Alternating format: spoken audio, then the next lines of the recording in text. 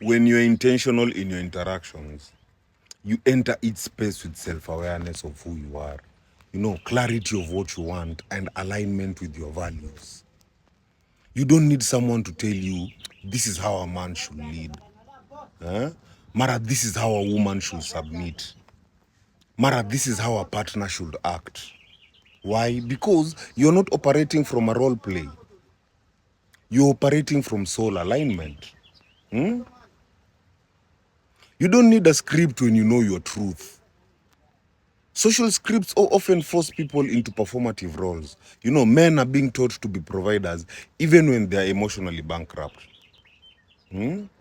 Women are being taught to be caregivers, to be nurturers, when they are spiritually depleted. But intention will liberate you from obligation. When you're intentional, you don't show up to fulfill a societal expectation. You show up to co-create. To co-create an experience that honors both yourself and the other person. This kind of presence is not about playing parts. It's about bringing purpose into every dynamic. Obligation is always rooted in fear. But intention is always rooted in freedom. Roles rooted in obligation often sound like, I have to do this or I'll be rejected.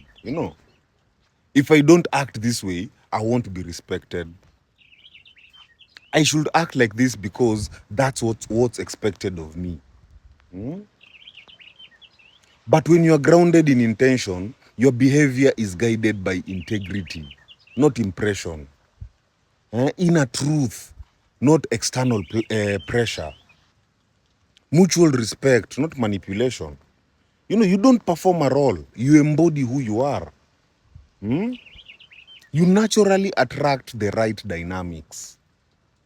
When you move from intentionality, your presence carries boundaries, direction, safety, respect.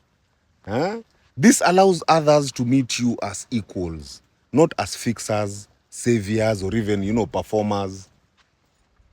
It also filters out connections that only survive through role play and dependency. You're not here to be a good man or a good woman just by someone else's definition. You are here to be a whole human being, creating authentic connections from inside out. The more intentional you are, the less you need to be instructed. You won't ask, what should I do in this role?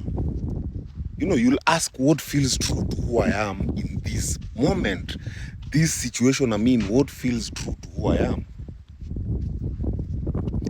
That shift takes you out of performance and into purpose. And that's when your presence becomes powerful, not predictable. My people, heal. Heal.